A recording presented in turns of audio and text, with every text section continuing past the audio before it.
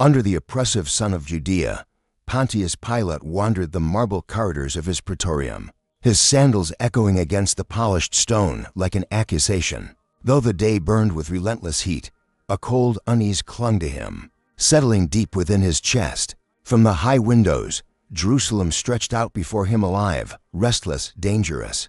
The market below buzzed with trade and tension alike. Merchants argued over a coin, pilgrims pressed through narrow streets, and Roman soldiers stood rigid, hands never straying far from their weapons. Pilate paused by the balcony, gripping the cool marble railing. He had governed many provinces in the name of Rome, yet Judea was different. Its people were stubborn, bound not merely by law, but by belief and invisible force Pilate neither understood nor trusted. Each uprising began the same way: whispers, sermons, gatherings in shadows, and each ended in blood. What choice do I truly have? He thought. Rome demanded order, not understanding. Peace, not justice. A servant approached silently, bowing his head. Governor, the council awaits. Pilate turned, his expression carefully composed, and entered the council chamber. The air inside was heavy with anticipation. Advisors, Roman officials, local collaborators, military commanders sat in rigid silence. They all knew why they were there. Reports of unrest had multiplied. Crowds gathering near the temple, zealots stirring the people with promises of deliverance, and now rumors of a preacher whose words carried fire.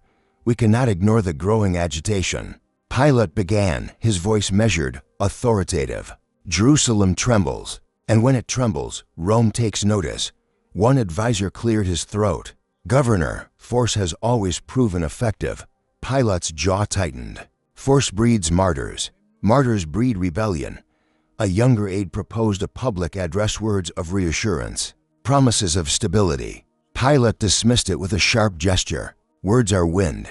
These people are drowning in despair. They do not want speeches, they want signs. The elder advisor leaned forward, his voice cautious. Leniency may be perceived as weakness. The zealots would exploit it. Pilate leaned back in his chair, rubbing his temples. He knew this truth all too well. He had ordered executions before, swift, brutal, efficient.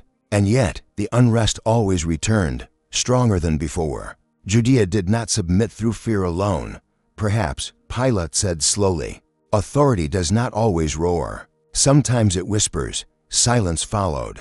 Outside, distant shouts echoed faintly through the walls, chants, please. Cries that carried both anger and hope.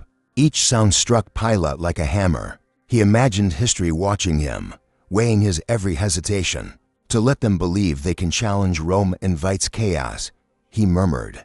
But to ignore them invites revolt. He rose from his seat and approached the window again. Below, the crowd swelled like a living organism, breathing, shifting, waiting. Pilate understood then that governance was not merely command, it was judgment under fire. We must walk a middle path, he said. A gesture of goodwill. A temporary reprieve on certain taxes. Relief, not surrender. Murmurs rippled through the room. Some nodded. Others frowned. Would that not signal vulnerability? One asked. Pilate's eyes hardened. Strength is not the absence of mercy. It is the control of it. The advisors exchanged glances. No one spoke. Pilate felt the weight of Rome's eagle press against his back, and the weight of Judea's suffering press against his conscience. And yet, he continued quietly. This will only buy time. As the meeting concluded, Pilate dismissed his council. Alone once more, he remained by the window. The sun dipped lower, casting long shadows across the city. Torches began to flicker in the streets. Night would soon fall, and with it, uncertainty. That was when another report arrived. A prisoner had been brought in. A man from Galilee. A preacher, one who spoke of kingdoms not of this world. Pilate felt a strange chill crawl up his spine. He did not know the man yet, but something told him this was no ordinary dissenter. This was a test, perhaps the test. Governance, Pilate realized, is not merely the enforcement of law, that it is the moment when power meets truth.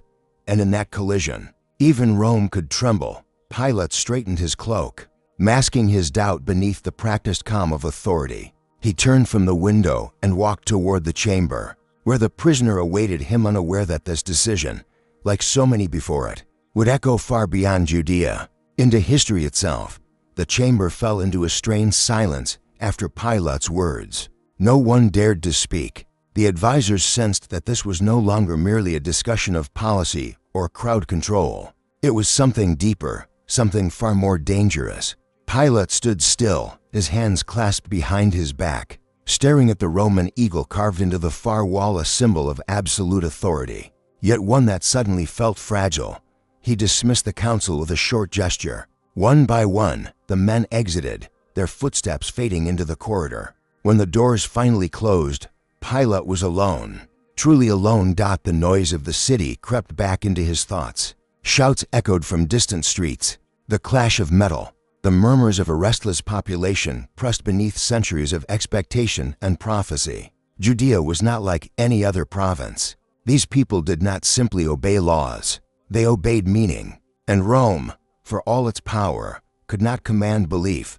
Pilate poured himself a cup of watered wine, but did not drink. His reflection stared back at him from the liquid surface-tired eyes, lines etched deep by years of command and compromise. He had been sent here to maintain order, yet order here was an illusion, constantly on the verge of collapse. A knock broke the silence. "Governor," a centurion said as he entered, his armor still dusted from the streets. "There is another matter." Pilate did not turn. "Speak. A man has been brought in for questioning. The priests insist he is dangerous. They say the crowds listen to him. Follow him." Pilate's fingers tightened around the cup. "Another agitator?" The centurion hesitated. "They call him a teacher, a healer. Some call him a king."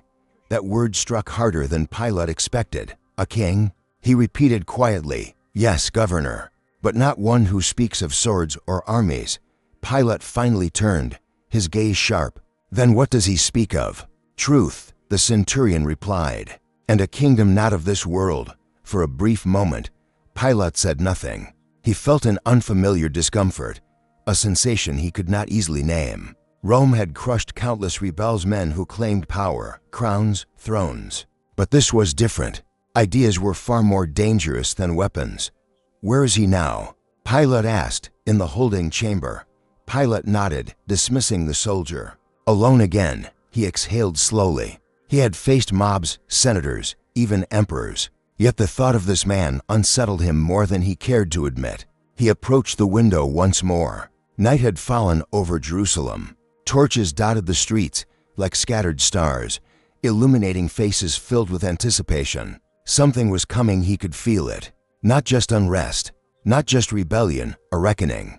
Pilate understood then that governance was not simply the execution of Rome's will. It was the burden of choosing between stability and justice, between fear and conscience. Every decision carved a path, some leading to peace, others to infamy.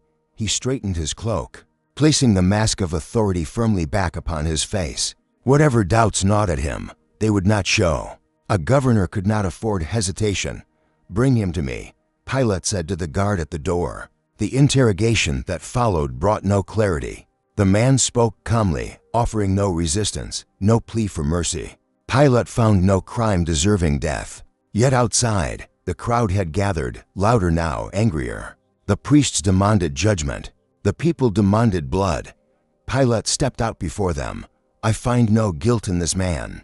The response was immediate and overwhelming. "Crucify him." The chant rose again and again, swallowing reason, drowning hesitation.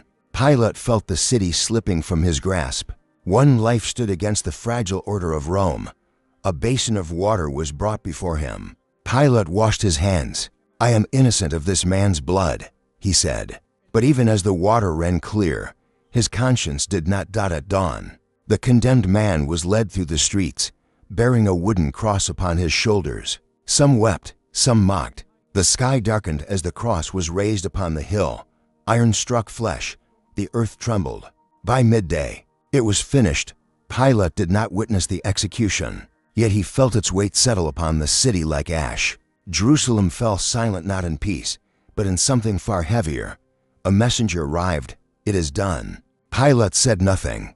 He returned to the window, staring out at the city he had struggled to govern. History will remember this moment, and whether as a keeper of peace or a symbol of failure. Pontius Pilate knew that once this door had opened, There had been no turning back. Subscribe to XL History, because the past is closer than you think.